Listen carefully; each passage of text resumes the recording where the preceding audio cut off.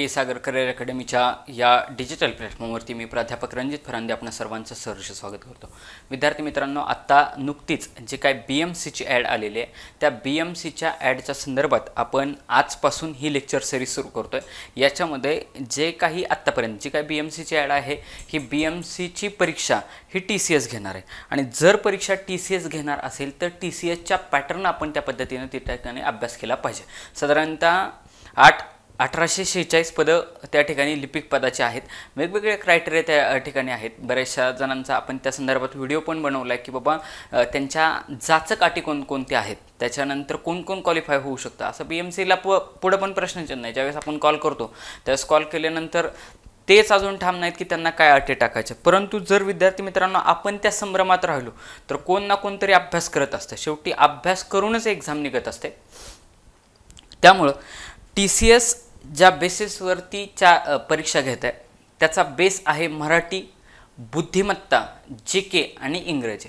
तर ह्या 4 विषयांचा आपला एकदम व्यवस्थित ते पण TCSच्या पॅटर्न अभ्यास झाला पाहिजे। TCS फार खोलामध्ये त्या ठिकाणी क्वेश्चन विचारत नाही। मुद्दा नंबर 1। मुद्दा नंबर 2 तुमचं बेसिक नॉलेज आणि अपवादात्मक क्वेश्चन ह्या दोनच गोष्टींचं त्या ठिकाणी नॉलेज चेक केलं जातं। म्हणजे अपवादात्मक सपोज जर तुम्ही इंग्लिशचा अभ्यास करत असाल किंवा मराठीचं ग्रामरचं तुम्ही अभ्यास करत असाल, सपोज नाम हा चॅप्टर आहे तर मग त्याच्यामध्ये नामामध्ये अपवादात्मक असणारे क्वेश्चन कुठले कुठले त्याच्यावरती क्वेश्चन विचारले जाणार। सपोज लिंग चॅप्टर आहे, वचन चॅप्टर आहे, अपवादात्मक जे असतात त्या ठिकाणीच ते क्वेश्चन विचारताना आपल्याला दिसतात। त्याच्यामुळे आजची ही जी काय आजपासून ही काय जी आपण लेक्चर सिरीज चालू करतोय तर या लेक्चर सिरीजच्या माध्यमातून आज आपण बुद्धिमापन या विषयातले जे TCSला विचारले जातात क्वेश्चन त्या TCSच्या बेसिसवर एकदम सिंपल क्वेश्चन विचारले जातात। 25-25-25चा त्यांचा पॅटर्न आहे। आपल्याला सगळ्यांना माहिती आहे 25 चोको 100 असे क्वेश्चन असणार आहेत, परंतु यदा कदाचित ते त्यांनी ज्या पद्धतीने ॲड काढली त्या ॲड पद्धतीमध्ये एक्झाम कशी होणार आहे मी पाठीमागच मागचा माझा BMCचा व्हिडिओ बनवला आहे, त्याच्यामध्ये इन डिटेल सांगितलं की एक्झाम कशी होणार आहे। त्याच्यामध्ये ते ग्रुप करणार आहेत, group A, group B, group C आणि ग्रुप D। प्रत्येक ग्रुपमध्ये 25-25 क्वेश्चन असतील, पण त्या 25-25 क्वेश्चन मध्ये असं नसेल की 25च्या 25 तुम्हाला मराठी दिसलेत, 25 इंग्लिश दिसलेत, 25 बुद्धिमापन दिसलेत, 25 GK असं असणार नाही। साधारणतः 6 क्वेश्चन तुम्हाला प्रत्येक सब्जेक्टचे आणि एखादा अर्धा 7वा क्वेश्चन कुठल्या तरी एका सब्जेक्टचा 4 सब्जेक्टपैकी एक एक्स्ट्रा दिसणार। अशा पद्धतीने त्या ठिकाणी त्या परीक्षेचा पॅटर्न असणार आहे। तर या परीक्षेसाठी आपण तयारी करत असताना आपल्या के सागर पब्लिकेशनचे वेगवेगळे संदर्भ साहित्य पुस्तकं त्या ठिकाणी आहेत। आज आपण जे चॅप्टर घेणार आहोत ते याच पुस्तकामधून घेणारे संपूर्ण बुद्धिमापन म्हणून आपले हे पुस्तक आहे। या पुस्तकाला महाराष्ट्र शासनाच्या शिक्षण संचालनाकडून त्या ठिकाणी सर्वोत्कृष्ट प्रकाशन असा दर्जा दिलेला आहे आणि त्यातीलच आजपासून आपण बुद्धिमापनचे ठराविक चॅप्टर घेणारे। तुम्ही जसे जसे मला कमेंट कराल तशा पद्धतीने आपण पुढे जाऊन तुम्हाला जे विद्यार्थी मित्रांना जे काही रिक्वायर्ड आहे अशा पद्धतीचं त्या ठिकाणी जी तुमची गरज आहे ते व्हिडिओ त्या ठिकाणी ऑनलाईन स्वरूपामध्ये तुम्हाला अवेलेबल करणार आहोत। त्याच्यानंतर आपलं हे संपूर्ण इंग्रजीसाठी व्याकरण प्लस शब्दसंग्रह अशा स्वरूपाचं एकत्रित असलेले हे पुस्तक आहे।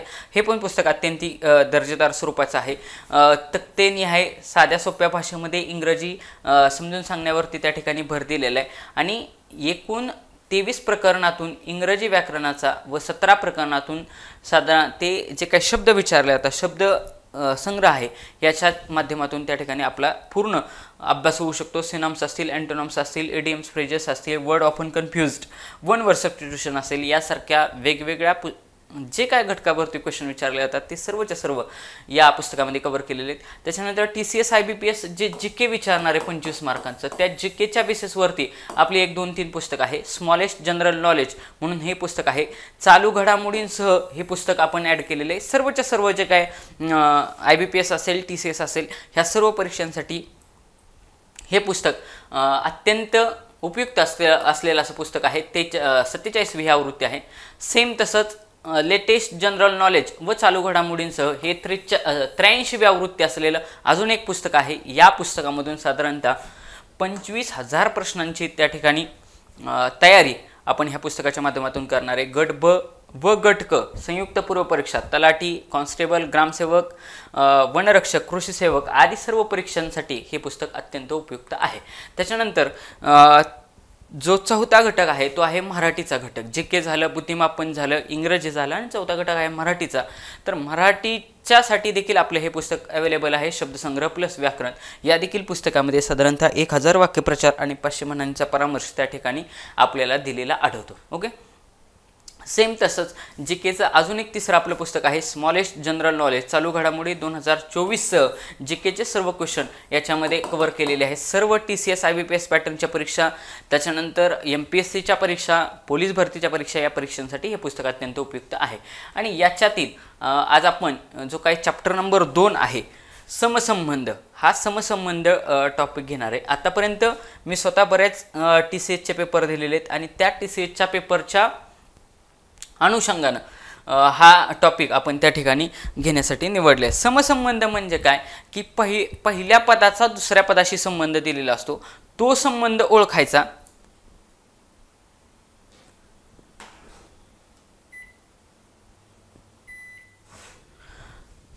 तो संबंध ओळखायचा आणि तिसऱ्या पदाचा चौथ्या पदाशी काय संबंध येईल असा हा टॉपिक आहे. सर्वांना परिचयाचा आहे आणि अत्यंतिक सोप्पा असलेला हा टॉपिक आहे समसंबंध.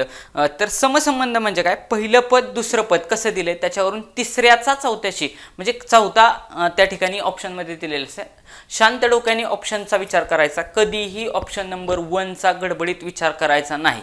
100% माहिती असल्याशिवाय जायचं नाही. तर आपलं हे पुस्तक आहे. या पुस्तकामध्ये समसंबंध नावाचा टॉपिक दिलेला आहे. बघा, समसंबंध म्हणजे सारखा संबंध. कसा सारखा संबंध, याच्यामध्ये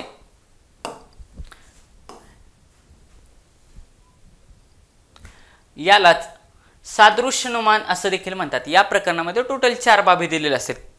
जी चौथी बाब असते ती मिसिंग असते. 3 पद प्रश्नात दिलेली असून जो काही तिसऱ्या आणि चौथ्या पदाच्या ठिकाणी प्रश्नचिन्ह दर्शवलं असतं आणि पहिल्या 2 पदांचा जो काही संबंध आहे तोच संबंध तिसऱ्या आणि चौथ्या पदाशी लावायचा. याच्यावरती 100% एक तरी क्वेश्चन विचारलाच जाणार. जेवढ्या तलाठीच्या पेपर TCSने घेतले सगळ्याच्या सगळ्या पेपरला हा क्वेश्चन, मला वाटतं 53 शिफ्ट झाल्या त्यांच्या, तर त्या 53च्या 53 शिफ्टमध्ये या टॉपिकवरती क्वेश्चन विचारलाच होतं. त्यामुळं जे आत्तापर्यंत त्यांनी TCS IBPS वाल्यांना जे टॉपिक विचारलेत त्याच्यावरतीच आपण क्वेश्चन घेणार आहेत. आणि आपण वेगवेगळ्या MPSCच्या परीक्षा बघितल्या किंवा पोलीस भरतीच्या बघितल्या किंवा इतर सरळ सेवा बघितल्या, त्या देखील वेगवेगळ्या सरळ सेवांच्या ह्याच्यामध्ये हा टॉपिक अत्यंत उपयुक्त असलेला किंवा महत्त्वाचा असलेला टॉपिक आहे. बघा, पहिला क्वेश्चन बघू. पहिल्या क्वेश्चनमध्ये काय दिले, खेळ व्यायाम. बघा, खेळाचा संबंध कोणाशी, व्यायामाचा आहे. तर ग्रंथाचा संबंध कशाशी आहे, वाचन, लेखन, ज्ञान आणि अज्ञान. अज्ञान येईल का, शांत डोक्याने एक एक ऑप्शन इलिमिनेट करत उत्तराकडे जायचं. अज्ञान येणार नाही. आणि ज्या अर्थी ज्ञान आणि अज्ञान असं जर एक्झामिनर त्या ठिकाणी उत्तर ठेवत असेल त्या अर्थी उत्तर ह्या 2 ठिकाणी असण्याचा जास्तीत जास्त संबंध आहे. आता बघा, ग्रंथाचा संबंध वाचन आणि लेखन. बऱ्याचशा जणांना वाटेल की आपण ग्रंथ वाचतोच ना, मग हे पण टिक करण्यासारखं आहे. लेखन, ग्रंथाचं लेखन करतो ना, हे पण टिक करण्यासारखं आहे. ज्ञानाचा संदर्भ पण येतो. मग आता बघा उत्तराकडे कसं जायचं. खेळ खेळल्याने शरीराचा काय होतो, व्यायाम होतो. म्हणजे खेळातून साध्य काय होते, बघा खेळातून साध्य काय होते, व्यायाम होते. बरोबर. तसं ग्रंथातून साध्य काय होणार आहे, ग्रंथातून साध्य होणार आहे तुम्हाला ग्रंथातून ज्ञान भेटणार आहे. ग्रंथातून वाचन साध्य होणार नाही. वाचन हे त्याचं माध्यम आहे. येते का लक्षात. जर खेळ कोणता खेळलाय त्याचा संबंध असता तर ठीक आहे, पण खेळातून तुमचा व्यायाम होतो. आता इथे बघा स्पष्टीकरणामध्ये लिहिले, खेळापासून आपल्या शरीराला काय मिळतो, व्यायाम मिळतो. हे सगळ्यात महत्त्वाचं आहे. खेळापासून आपल्या शरीराला जसा व्यायाम भेटतो तसा ग्रंथ वाचल्याने आपल्याला ज्ञान भेटते. आणि म्हणूनच खेळाचा संबंध जसा व्यायामाशी आहे तसा ग्रंथाचा संदर्भ हा ज्ञानाशी आहे. एकदम सिंपल क्वेश्चन याच्यामध्ये असेच ॲज इट इजच क्वेश्चन विचारले जातात.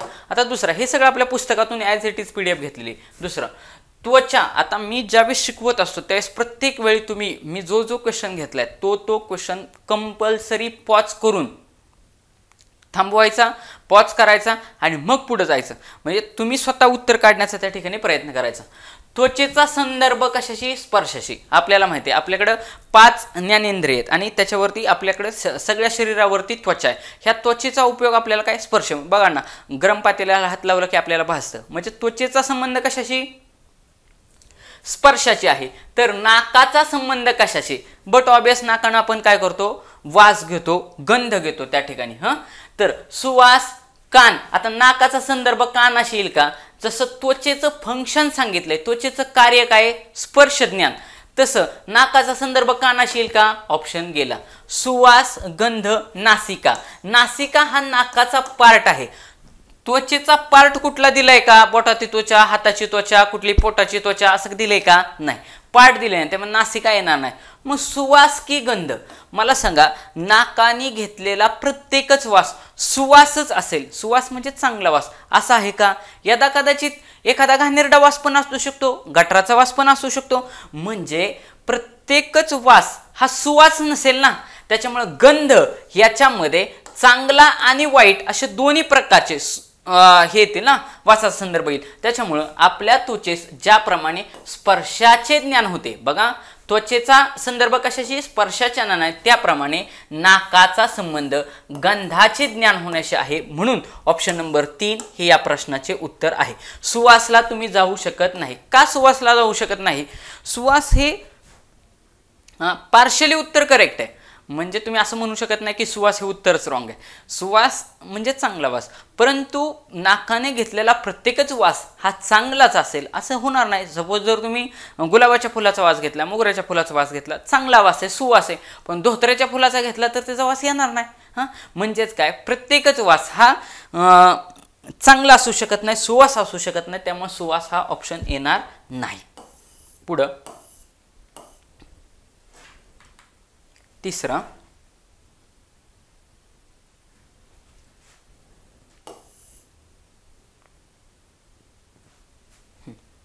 आता सगळ्यांना समानार्थी शब्द माहिती आहे. म्हणजे मराठी ग्रामरला धरून पण त्या ठिकाणी क्वेश्चन विचारले जाऊ शकतात. मराठीतले समानार्थी शब्द त्या ठिकाणी विचारलेले आहेत. बघा, अंबर, अंबराला समानार्थी शब्द काय आहे? ओम आहे. योम, योम म्हणजे आता बघा आपलं जे काही गगनयान का काहीतरी काढलं होतं, त्याच्यामध्ये योम मित्र असं केलं होतं तयार. योम म्हणजे काय? आकाश. आकाश. अंबर, अंबर हा शब्द पण कशाला समानार्थी शब्द आहे? आकाशाला समानार्थी शब्द आहे. अंबर म्हणजे पण आकाश, योम म्हणजे पण आकाश. याचा संबंध असा झाला की अंबर म्हणजे पण आकाश आहे, योम म्हणजे पण आकाश आहे. याच्या अर्थी ही जोडी कशी आहे? समानार्थी आहे. मग पुढं काय? सागर. मग सागराचा समानार्थी शब्द कुठला? आता खाली वाचत यायचं. पाणी, पाणी हा सागराला समानार्थी शब्द आहे का? नाही, ऑप्शन गेला. सगळ्यांना माहिती आहे. सुधाकर, पयोधी, वादळ. आता सागराचा आणि वादळाचा संबंध आहे का? ऑप्शन गेला. आलो 50-50% वरती. बघा, उत्तर काढण्याचा प्रयत्न करायचा. मला हे शिकवताना पण, जरी हे पुस्तक असलं किंवा एखादा क्वेश्चन पेपर असला, पुस्तक वाचताना पण मी त्या मेथडनंच वाचतो. जरी ते PYQ असो अगर नसो, आपल्याला त्याच पद्धतीने जायचं. बघा, सागराचा संबंध, मला सागराचा समानार्थी शब्द पाहिजे. पाणी हा सागराचा समानार्थी शब्द नाही. त्याच्यानंतर वादळ हा सागराचा समानार्थी शब्द नाही. मी 2 ऑप्शन एलिमिनेट केलो, 50-50% वरती आलो. म्हणजे ह्या 2 पैकी उत्तर असणार सुधाकर की पयोधी. आणि तुम्हाला मी कायम सांगत असतो, ऑप्शन नंबर 2, ऑप्शन नंबर 3 बारकाव्याने विचार करायचे, शक्यतो उत्तर तिथं असण्याचे जास्तीत जास्त चान्सेस असतात. सगळ्यांना माहिती आहे सुधाकर हे कुणाचं समानार्थी शब्द आहे? तर चंद्राला आपण सुधाकर असं म्हणतो. त्याच्यामुळे आपल्याला कशाला पाहिजे? सागराचा. ऑप्शन गेला. म्हणजे ऑप्शन नंबर 3 पयोधी हे कुणाचा समानार्थी शब्द आहे? सागराचा. पयोधी म्हणजे काय? पय म्हणजे पाणी. बघा, पयो म्हणजे पाणी आणि त्याच्यापासून हे धातू साधित तयार केले. धी, धी म्हणजे देणारा, देणारा. मग पाणी देणारा, पाणी देणारा कसं? की बाबा आपल्या सगळ्यांना माहिती आहे की बाबा नद्यांना येऊन मिळणारं, नद्यां थ्रू पाणी, जलचक्र सगळ्यांनी अभ्यास केलेला आहे. नद्यांचं पाणी समुद्राला मिळतं, त्याच्यानंतर काय होतं, सूर्याच्या उष्णतेमुळं समुद्राच्या पाण्याची वाफ होते, ती वाफ वरती जाते, वाफेचे ढग तयार होतात. बघा, वाफेचे ढग तयार होतात, ढग परत पुढं जातात, त्यांना थंड हवा लागली की परत डोंगर माथ्यावरती पाऊस पडतो, परत ते पाणी नदीला जातं, परत नदीतून सागराला जातं. हे सगळं जलचक्र आहे. मग मला सांगा की हे जे काही पाणी तयार करण्याची प्रोसेस कुठून झाली? सागराला म्हणजे समुद्राला सूर्याची उष्णता मिळाली म्हणून समुद्राच्या पाण्याची काय तयार झाली? वाफ तयार झाली. ही वाफ वरती गेली, तिचे ढग तयार झाले आणि ढगामुळे परत पाणी तयार झालं म्हणून त्याला काय, सागराला काय म्हणतात? पयोधी असं पण म्हणतात. बघा या ठिकाणी एक्सप्लेनेशनमध्ये दिले आहे की पहिली दोन पदे ही समानार्थी आहेत. योम या शब्दाचा अर्थ अंबर म्हणजे आकाश असा समानार्थी शब्द आहे, म्हणून सागर म्हणजे समुद्र आणि या समुद्राला समानार्थी शब्द काय होतो? पयोधी असा होतो. ओके, पुढचा क्वेश्चन. आता ही मराठी अक्षरमाला त्या ठिकाणी दिलेली आहे. तर ह्या मराठी अक्षरमालेमध्ये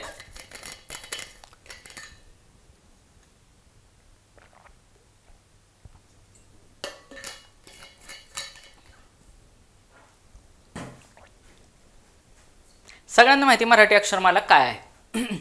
क ख ग घ ग च छ ज झ ग, हे गच वाचायचं बरं का. वाङ्मय मध्ये तो शब्द येतो, वाङ्मय. ग ट ठ ड ढ न त थ द ध न प फ ब ब म य र ल व श. ओके, अशा पद्धतीची ही आपली वर्णमाला आहे. मराठी व्याकरणमध्ये कंपल्सरी वर्णमालेवरती त्या ठिकाणी क्वेश्चन विचारताना आपल्याला दिसतात. कुठली जरी परीक्षा असते, पोलीस भरती, MPSC असेल, अगदी राज्यसेवेचे मराठीचे पेपर काढले तरी वर्णमालेवरती त्या ठिकाणी स्पर्शव्यंजन कुठलं किंवा व्हॉटेवर जे आहे ते आपल्या वर्णमालेवरती क्वेश्चन, मला तिकडे आता जायचं नाही, तर ते क्वेश्चन त्या ठिकाणी विचारले जातात.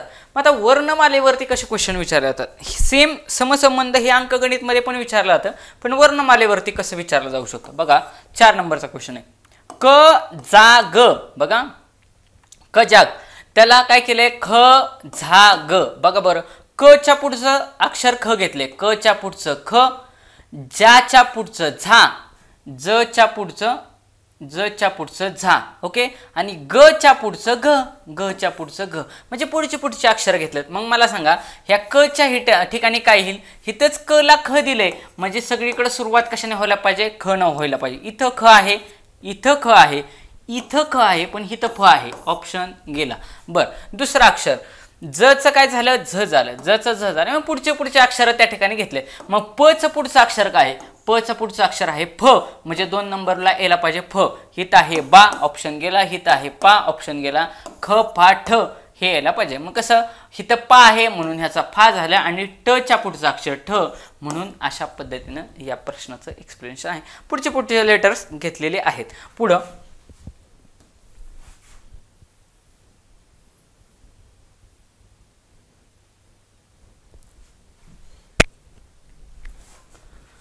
5 नंबर. क मान बरोबर ग रा फ, तर फ लाट बरोबर काय?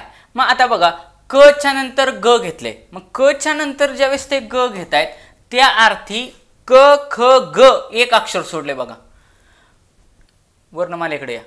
क ख ग म्हणजे क नंतर ग घेतले, म्हणजे एक अक्षर वळडून घेतले. बर, पुढे घेतले का तसं? मा च्या नंतर काय घेतले? रा घेतले. माला काय घेतले? रा घेतले. बघा, ह्या माला राला जोडले, म्हणजे म च्या मधलं, म च्या नंतरचं एक अक्षर सोडून पुढे रा आहे का चेक करू आपण. वर्णमाला, त्यासाठी वर्णमाला माहिती असणं गरजेची गोष्ट आहे. बघा आता ही माझी पाठ आहे, पण तुम्हाला समजून सांगायचं आहे. इथं म आहे, मग म च्या पुढे य ला गाळला, र घेतलं, म्हणजे 100% एक अक्षर वगळून ती काय समसंबंध कसा चाललेला आहे? पुढे चाललेला आहे. मग बघा, एक अक्षर वगळून पुढे चाललेला आहे. म्हणजे क नंतर ख वगळला, ग घेतला. हे तर मा घेताना काय केलंय? य ला वगळला, रा घेतलाय. न च्या नंतर एक अक्षर वगळलंय, म नंतर प, नंतर फ येतं, मग फ ला घेतलेलं आहे. मग आता मला सांगा ह्याच्या नंतर काय येईल? आता सगळ्यांना माहिती, तर शेवटून सुरुवात बघू आपण. ट शेवट दिलाय, ट ठ न असतं शेवट. बघा, म्हणजे न यायला पाहिजे. हे तर बघा, ट च्या नंतर एक अक्षर वगळून, सॉरी ट ठ ड ढ न असं असतंय. ट ठ आणि ड यायला पाहिजे शेवट काय यायला पाहिजे? ड यायला पाहिजे. मग आता इथं बघा, इथं ट च टच होईल का? ऑप्शन गेला. टच होईल का? ऑप्शन गेला. ठ होईल का?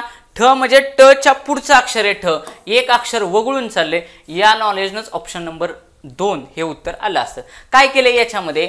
फ ला ट, ह्या फ च्या एक अक्षर वगळून पुढचं अक्षर भ आहे, लाच्या पुढचं अक्षर वगळून शा आहे आणि टचं पुढचं अक्षर ढ आहे. विद्यार्थी मित्रांनो, हे सांगत असताना बरं का, सांगण्याचा आपला उद्देश हाच आहे की बाबा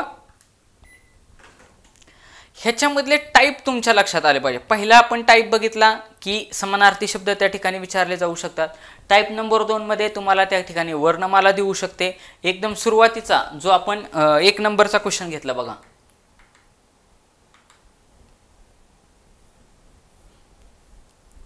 हां, की बाबा कशाचा संबंध कशाशी आहे. मला अजून आठवतं, माझं आता जे रिसेंटली तलाठीचे पेपर झाले होते त्याच्यात पाकिट पैसा आणि दुसरं काय म्हणजे पैशाचा संबंध पाकिटाशी, तर अजून पुढं काहीतरी विचारलं होतं, मला त्याचं आता आठवे नाही. तर त्याचा संबंध कशाशी, अशा पद्धतीने खेळाचा व्यायामाशी, त्याच्या त्वचेचा संबंध स्पर्शाशी. तिसरं विचारलं होतं, ह्याच्यामध्ये समानार्थी शब्द दिले होते, बरोबर.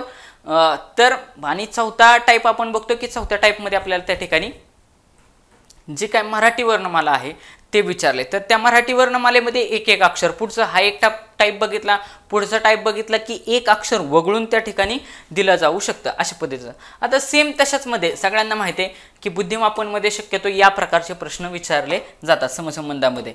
आता बघा, 912ला 291 तर 459ला किती. आता बघा बरं, ह्याच्यातलं हे जे काय लास्टचं लेटर आहे 2 ते कुठे घेतले? 1 नंबरला घेतले. म्हणजे ह्याच्यातलं लास्टचं लेटर किती? 6, ते 1 नंबरला घ्यायला पाहिजे. सगळ्याची सुरुवात 6 ने झाली पाहिजे. इथं 6 आहे, इथं 6 आहे, हा ऑप्शन गेला, हा ऑप्शन गेला. ओके, त्याच्यानंतर काय गेले पुढं? हा जो काही 9 आहे तो मध्ये आणलाय. म्हणजे हा जो काही म्हणजे पहिलं जे काही 9 अक्षर आहे ते मध्ये आणलंय. म्हणजे हा 4 कुठे येणार? मध्यभागी येणार.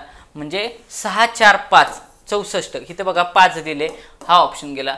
6 4 5 हे या प्रश्नाचं उत्तर असणार आहे.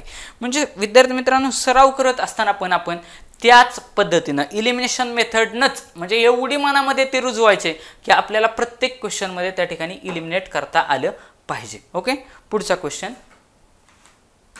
7 नंबरचा क्वेश्चन.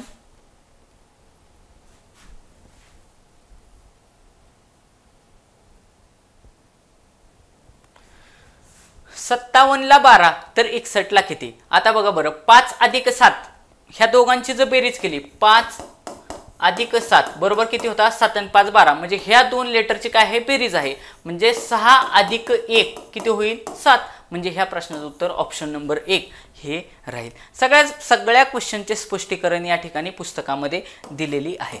त्याच्यानंतर 8 नंबरचा क्वेश्चन. प्रत्येक क्वेश्चनचं तुम्हाला एक्सप्लेनेशन त्या ठिकाणी पुस्तकामध्ये दिसेल. बघा, हा बाण त्याचा संबंध काय केलाय? ह्यालाच एक्झॅक्टली उलटा केला आणि खाली 2 रेषा मारल्यात. तर ह्या बाणाचं कसं होईल? म्हणजे हा बाण बरोबर त्याला 180 डिग्रीमध्ये फिरवावं लागणार. हा एक्झॅक्टली उलटा केलाय, तसा हा पण काय करावं लागणार? इकडं उलटा टाकावं लागणार. म्हणजे अशी तर आकृती येणारच येणार. खाली ऑप्शन बघा, हे आलं, इकडं हे तोंड आहे, बाणाचं टोक इकडं आहे, असं काही येणार नाही, असं काही येणार नाही. तिसरा आणि चौथा ऑप्शन बाय डिफॉल्ट पाहूनच आपल्यानंतर पाहिल्यानंतर लगेचच तिसरा आणि चौथा ऑप्शन गेला. मग पहिला की दुसरा? आता इथे बघा, काहीतरी त्याला खाली 2 टोकं काढलेत का नाही, माशाच्या शिपटीसारखे. म्हणजे सेम इथं पण तशा पद्धतीचे त्याला टोकं येणार. म्हणजे सेम तशाच पद्धतीचे आणि अशा स्वरूपाचे एवढे सोपे सोपे क्वेश्चनच असतात. 25 पैकी 20 क्वेश्चन तर आरामात सोपे असतात. 5 क्वेश्चनची डिफिकल्टी लेवल तेवढी थोडी हार्ड राहते. ओके, पुढं 3चा संबंध 7शी आहे तर 15चा संबंध कशाशी आहे? हा थोडा टाईप वेगळा दिलेला आहे. हा टाईप थोडासा वेगळा आहे, लक्षात ठेवायचा हा टाईप कसा तयार केलेला आहे ते, बरं का. आता तुम्ही वर्ग करू शकता, घन करू शकता. जर इथं मी वर्ग करून बघितलं आणि त्याच्यातून -2 केले, 3चा वर्ग 9 -2, तर 15चा वर्ग 225. पण तशा पद्धतीचे खाली काय ऑप्शन मला दिसत नाहीत. बरं, मी म्हटलं 3ची दुप्पट करावी, 3 दुने 6 अधिक 1. मग 15ची दुप्पट 15 अधिक 15 दुने 30 अधिक 1 31. 31 बघितलं, खाली ऑप्शनमध्ये नाही. म्हणजे काहीतरी वेगळा संबंध लावलाय. बरं, ह्याच्यामधला डिफरन्स बघितला, 3 अधिक 4 केलं, उत्तर 7 आलं. बर मग 15 अधिक 4 उत्तर 19. खाली ऑप्शन बघितले 19 उत्तर मध्ये नाही, म्हणजे काहीतरी वेगळं लॉजिक लावले, ह्या अनुषंगाने गेलं पाहिजे. मग हा काय केलं त्यांनी, गुणोत्तर आणि प्रमाण अशा स्वरूपामध्ये क्वेश्चन विचारलेला आहे. कसा विचारलाय बघा, ह्या 3/7 असं केलंय त्यांनी 3 गुणुले 7/3. ओके, 3 गुणिले 7/3 म्हणजे हे जे उत्तर आले ह्या उत्तराला 7/3 ह्या गुणोत्तरानं गुणलेलं आहे. जर त्या ह्याला 7/3 न जर गुणलं तर त्यावेळेस हे 3 ला 3 गेला, उत्तर किती राहील 7 राहील. उत्तर किती राहील 7 राहील. मग जर ह्याच्या उत्तराला 7/3 आपण जर गुणत असेल, सेम या 15ला पण आपल्याला 7/3 त्या ठिकाणी गुणावं लागेल. म्हणजे 7/3 गुणुले 15 गुणुले 15 म्हणजे 15ला जर 7/3 गुणलं म्हणजे हे उत्तर 7 उत्तर येण्यासाठी ह्या 7/3 आपण कोणाला गुणलं 3 ला गुणलं. बघा इथं 3 गुणुले 7/3. तसं सेम ह्या 15ला 7/3, कारण दोन्हीकडे सेम गुणोत्तरानं गुणावं लागेल ना. 3 ला 7/3 गुणल्यानंतर उत्तर 7 आलं. सेम तसंच या 15ला 7/3 गुणल्यानंतर उत्तर किती येईल ते आपल्याला काढायचंय. 3 एके 3, 3 5 15, 7 5 35, 7 5 35, 35. ऑप्शन नंबर 3 हे ह्या प्रश्नाचं उत्तर राहील. म्हणजेच हा थोडासा असे टाईप तुम्हाला काय करावे लक्षात ठेवावे लागणार आहे. ज्या वेळेस तुमचे जास्तीत जास्त टाईप लक्षात राहतील तेवढी उत्तरं तुम्हाला फास्ट सुटत राहतात एक्झाममध्ये. कारण लॉजिक हे एका दिवसामध्ये बिल्टअप होत नसतं, त्याला तुम्हाला कामच करावं लागत असतं. त्याच्यामुळं जे कोणी माझे हे आत्ता व्हिडिओ बघत असतील त्यांनी प्रत्येक ठिकाणी प्रत्येक वेळा प्रत्येक प्रश्न हा पॉज करूनच पाहायचा, त्याशिवाय क्वेश्चन पाहायचा नाही.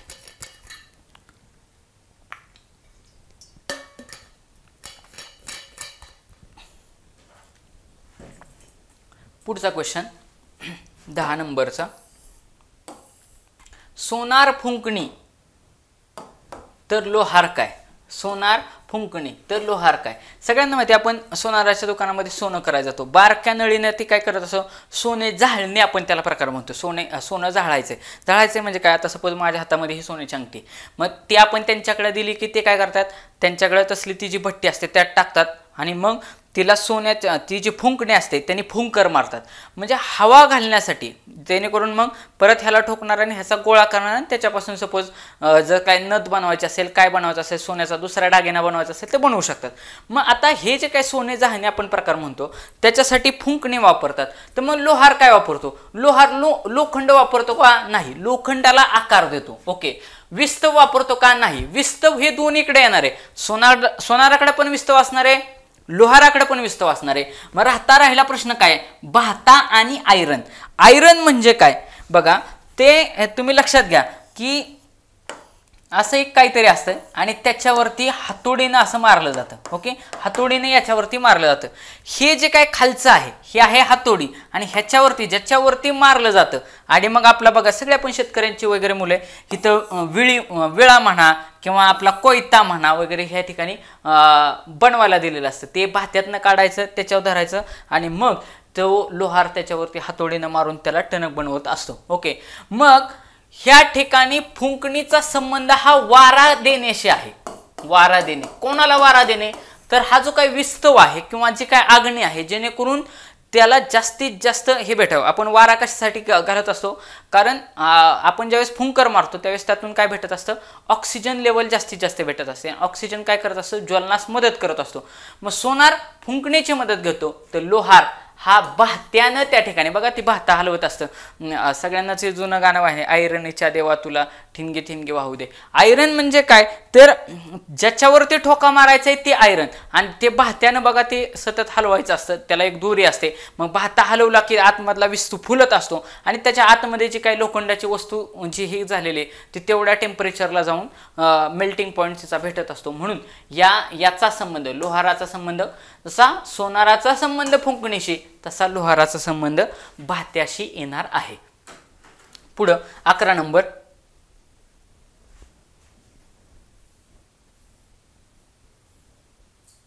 म्हणजे त्याचं स्पष्टीकरण बघायचं झालं तर काही वेळा समसंबंध हा वस्तू आणि त्याचा उपयोग याच्यासारखा पण त्या ठिकाणी दिला असतो. सोनारास ज्याप्रमाणे विस्तव फुलवण्यासाठी फुंकणीचा उपयोग होतो त्याचप्रमाणे लोहारास निखारा फुलवण्यासाठी भात्याचा उपयोग होत असतो. ओके, 4चा संबंध 16शी तर 6चा वर्ग कशाशी. आता बघा 4ला 16 तर 6ला किती सगळ्यांना दिसतं. 4चा वर्ग 16, 6चा वर्ग 36. एकदम सोप्या स्वरूपाचा क्वेश्चन आहे ऑप्शन नंबर 4. म्हणजे वर्ग आपल्याला प्रत्येक टाईपचा आपण क्वेश्चन घेतोय. मग यदा कदाचित तुम्हाला वर्ग विचारला जाईल, घन विचारला जाईल, वर्ग वजा 30 संख्या विचारली जाईल, घन वजा 30 संख्या दिली जाईल, वर्ग वजा 1 किंवा वर्ग अधिक 1, घन अधिक 1, घन वजा 1, हे सगळे टाईप आपल्याला त्या ठिकाणी पाहता क्षणी कळले पाहिजेत. पुढे बघा लगेच घनाचा दिले. 12 नंबरचा क्वेश्चन. 5चा घन आहे, 5चा घन आहे 125, तर 7चा घन किती. 7चा वर्ग 49 आहे. ऑप्शन नंबर 1 गेला. तर सगळ्यांना माहिती आहे 7चा घन आहे 343. ओके, पुढचा क्वेश्चन. 4.23 ला 42.3 तर 5.23 ला किती. आता बघा हे जे काही दशांश चिन्ह आहे हे एक घर उजव्या बाजूला सरकले, म्हणजे हितलं हे दशांश चिन्ह कुठे यायला पाहिजे, इथे यायला पाहिजे. किंवा दुसऱ्या अँगलने विचार केला तर याला 10 न गुणलं तर उत्तर 42.3 येतं, म्हणजे याला 10 न गुणलं तर उत्तर येणार 52.7. म्हणजे 52.7 हे या प्रश्नाचं उत्तर असायला पाहिजे. ऑप्शन नंबर 4 हे त्या ठिकाणी या प्रश्नाचं उत्तर आहे. ओके, पुढं सेम वस्तू आणि त्याच्या उपयोगाच्या संदर्भात क्वेश्चन विचारलाय. 14 नंबरचा क्वेश्चन काय विचारलाय या 14 नंबरच्या क्वेश्चन मध्ये. शिक्षक हा खडूचा वापर करतो, म्हणजे खडू हा त्याच्यासाठी सर्वात मोठं माध्यम आहे. माध्यम खडूच्या माध्यमातून तो शिकवत असतो. तर कुंभाराचा उपयोग काय, म्हणजे कुंभार कोणत्या माध्यमाचा उपयोग करतो. माती, घडा, चाक आणि गाढव. गाढवाच्या वरती ओझं टाकून माती आणली जाते. ऑप्शन गेला. बघा घडा हे अंतिम आहे. शिक्षकानं शिकवल्यानंतर विद्यार्थी घडतात. म्हणजे शिक्षकाचा फायनली संबंध हा शिकवण्याशी आहे, खडूशी का नाही. तसा कुंभार काय करत असतो, घडा घडवत असतो. त्याच्यामुळे आपल्याला फायनल विचारले का, विचारलं नाही, घडा गेला. मग माती का चाक, खडूच्या माध्यमातून शिक्षक शिकवत असतात. खडूच्या माध्यमातून शिक्षक शिकवत असतात. तसं चाकाच्या माध्यमातून मातीला आकार देऊन घडा बनत असतो. परत एकदा सांगतो, चाकाच्या माध्यमातून कोणतं माध्यम वापरतोय घडा बनवायला कुंभार, चाक फिरवतो आणि मग त्याच्यावरती ती माती ठेवली, त्याला आकार देत घडा बनत असतो. म्हणजे माती ह्या ठिकाणी उत्तर येणार नाही, कारण आपला माध्यमाशी तो काय उपयोग करतोय. शिक्षक खडूचा उपयोग करून शिकवतायत, तसं कुंभार चाकाचा उपयोग करून मातीला आकार देतात, त्यातून घडा घडतोय. म्हणजे चाक हे त्या ठिकाणी ऑप्शन नंबर 3 उत्तर असणार आहे. शिक्षकाला जो उपयोग खडूचा तोच उपयोग कुंभाराच्या दृष्टीनं चाकाचा, ही या प्रश्नाच्या माध्यमातून त्या ठिकाणी स्पष्ट होतं. ओके, पुढचा क्वेश्चन.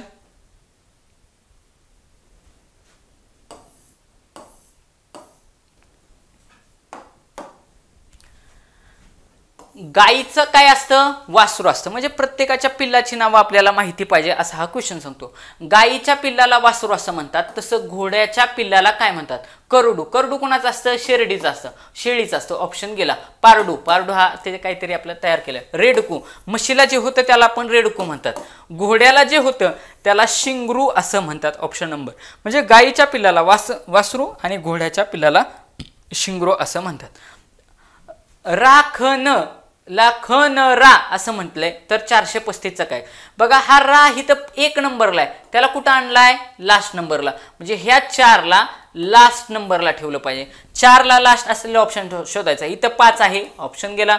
इथं लास्टला 3 आहे, ऑप्शन गेला. इथं लास्टला 4 आहे आणि इथे पण लास्टला 4 आहे. त्या अर्थी ह्या 2 मध्ये उत्तर आहे. पुढं जे काय 2 नंबरचं अक्षर आहे ख, ते 1 नंबरला आले. म्हणजे हे जे 3 आहे ते कुठे यायला पाहिजे, 1 नंबरला आले पाहिजे. इथंच फक्त 3 1 नंबरला आहे. म्हणजे ऑप्शन नंबर 3 हे या प्रश्नाचं उत्तर आहे. शांत डोक्यानं फिरवा काय केलेली, इथं फक्त काय केले, अक्षरांची ज्या पद्धतीनं आदला बदल केले, फिरवा केले, तेवढी फक्त आपण शोधली आणि उत्तर काढलं. परत सेम तसंच समानार्थी शब्दांवरती सेम टाईपचा त्या ठिकाणी क्वेश्चन विचारलेला आहे. 17 नंबरचा क्वेश्चन, लक्ष्मी इंदिरा. लक्ष्मीचं समानार्थी शब्द आहे इंदिरा. इंदिरा म्हणजेच लक्ष्मी. तर इंदू म्हणजे काय? शशी, वनिता, कमला आणि कांता. सगळ्यांना माहिती आहे इंदू म्हणजे चंद्र. इंदू म्हणजे काय? चंद्र. चंद्राचा समानार्थी शब्द आहे इंदू. तसं शशी म्हणजे पण काय होतो? चंद्र होतो. म्हणजे ऑप्शन नंबर 1 हे या प्रश्नाचं उत्तर आहे.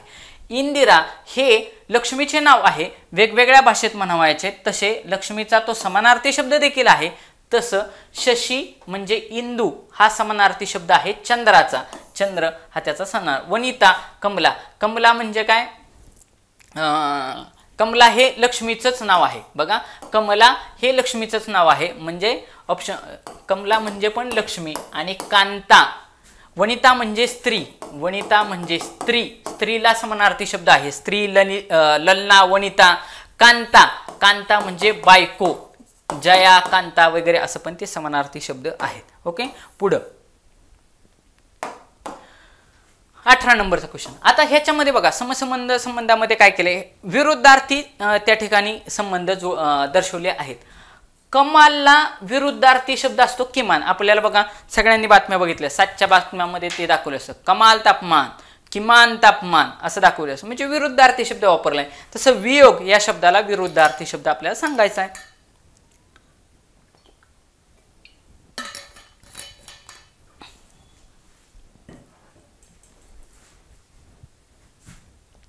कमालचा विरुद्धार्थी शब्द आहे कमाल. तर वियोगचा समानार्थी शब्द काय असणार? योगायोग असेल का? सॉरी, विरुद्धार्थी शब्द चाललाय बरं का. तर वियोग, सुयोग, संयोग आणि उपयोग. तर सगळ्यांना माहिती आहे वियोग. वियोग घडून होणे म्हणजे काय? ताटातूट होणे. आपण म्हणतो माझा वियोग झाला, ताटातूट होणे. ताटातूट म्हणजे वियोग. मग त्याचा विरुद्धार्थी शब्द काय असेल? दोघांचं जुळून येणे म्हणजे संयोग होणे. सुयोग होईल का? नाही. उपयोग होईल का? नाही. संयोग ऑप्शन नंबर 3 हे त्या ठिकाणी प्रश्न उत्तर असणार आहे. एकादशी, द्वादशी म्हणजे आपल्याला माहिती आहे आपण एकादशी धरतो. सगळे मॅक्सिमम लोक सगळ्यांना माहिती आहे आषाढी एकादशी. आणि त्याच्या दुसऱ्या दिवशी असते ती द्वादशी म्हणजे 12वा दिवस. त्याला बारस असं पण आपण म्हणतो. एकदम आपल्या ग्रामीण भाषेमध्ये बारस म्हणतो. पण एकादशी, द्वादशी असं पुढे सगळ्यांना माहिती आहे. तर अमावस्येला काय? अमावस्या किंवा पौर्णिमा. उद्या ह्या ठिकाणी पौर्णिमा असं पण येईल बरं का.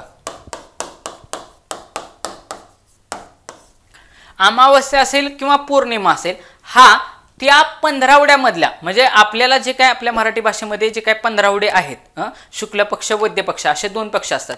त्याच्यामध्ये 15-15 दिवस असतात. एकदा येते पौर्णिमा, एकदा येते अमावस्या. ओके. आणि मग त्याच्यानंतर अमावस्या असेल किंवा पौर्णिमा असेल, याच्या नंतरच्या असलेल्या दिवसाला काय म्हणतात?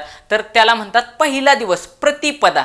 किंवा आपल्या बघा चैत्राचा पाडवा असतो आपलं, बरोबर का. चैत्र महिन्यातला पहिला दिवस म्हणून आपण पाडवा हा सण, गुढीपाडवा हा सण साजरा करतो. तो असतो प्रतिपदेला, बरोबर.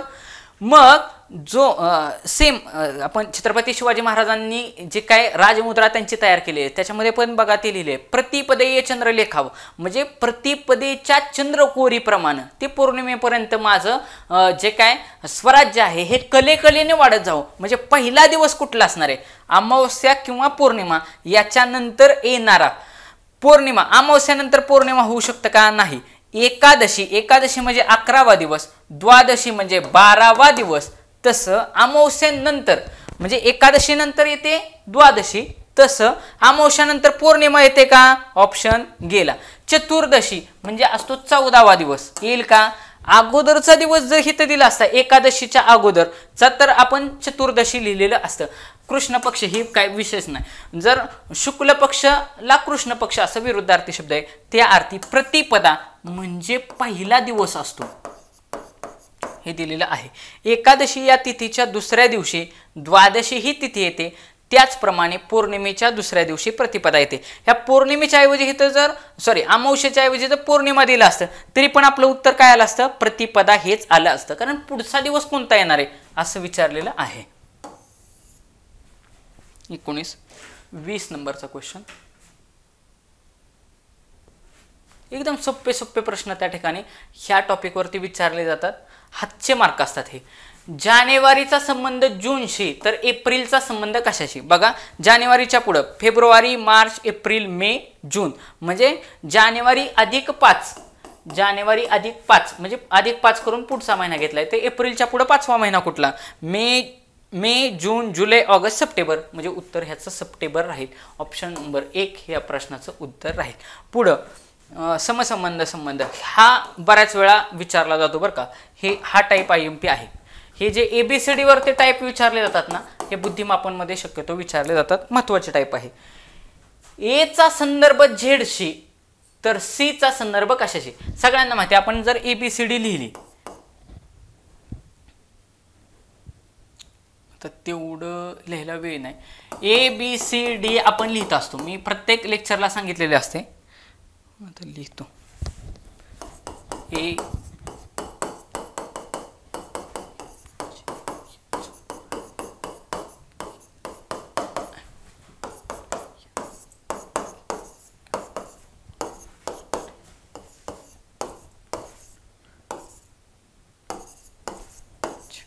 बघा, सगळी ABCD लिहिलेली. मग आता इथं बघा, A चा संबंध Z शी म्हणजे त्याच्या खालचं A च्या खालचं अक्षर घेतले, याच्या खालचं अक्षर घेतलेलं आहे. तसं B चा संबंध Y शी, B चा संबंध Y शी म्हणजे त्याच्या खालचं अक्षर घेतले. आणि आपल्याला पुढचं विचारलंय त्यांनी CD चा संबंध कशाशी? तर मग C च्या खाली अक्षर कुठले? X म्हणजे C चा सुरुवात कशाला व्हायला पाहिजे? X न. आणि D च्या खालचं लेटर, D च्या खालचं W, D च्या खालचं W म्हणजे XW हे या प्रश्नाचं उत्तर असायला लागले. Option number 2. आणि X ची सुरुवात कशानेच X न झाली नव्हती, ते त्या प्रश्नाचं उत्तर राहील. 22 नंबरचा क्वेश्चन, मनुष्य, नाक तर झाड काय? नाकाचा उपयोग कशासाठी आपण करतो? श्वास घेण्यासाठी. मग झाड कशानं श्वास घेतं? तर सगळ्यांना माहिती आहे, पानांनी घेतं. फळांनी घेतं का? पान हे आपण श्वसनासाठी वापरत असतो. ओके, पुढं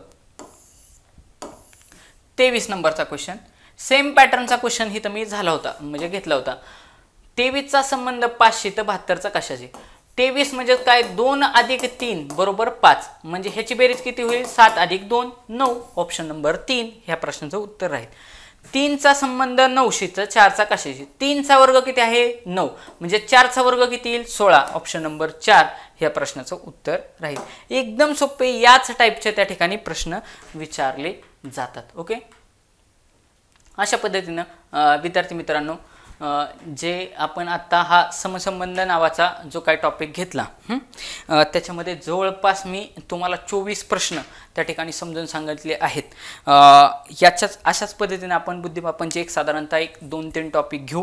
त्याच्यानंतर मराठीचे काही 2-3 टॉपिक घेऊ, GKचे काही 2-3 टॉपिक घेऊ, इंग्लिशचे काही 2-3 टॉपिक घेऊ आणि त्याच्यानंतर मग क्वेश्चन पेपरला जाऊ. म्हणजे जे महत्त्वाचे मला वाटतात की बाबा हे टॉपिक परीक्षेला येऊ शकतात, त्याच्यानंतर अगदी करंट असेल ते पण आपण त्या ठिकाणी GKच्या माध्यमातून घेण्याचा प्रयत्न करू. पण करंटचा व्हिडिओ आपण बरोबर एक्झाम जवळ आली की त्या पद्धतीनं घेऊ. तुम्हाला सगळ्यांना एक्झाम आपली निघली पाहिजे ह्या उद्देशानंच आपला हा व्हिडिओ बनवण्याचा उद्देश असेल. तुम्हाला हा व्हिडिओ जर आवडला तर नक्की लाईक करा. जेवढे विद्यार्थी मित्र तुमचे त्याच्यासाठी प्रिपेअर करतात त्यांच्यापर्यंत तो जास्तीत जास्त शेअर करा. आवडल्यानंतर एक लाईक तुम्ही जरूर त्या ठिकाणी देत चला. धन्यवाद.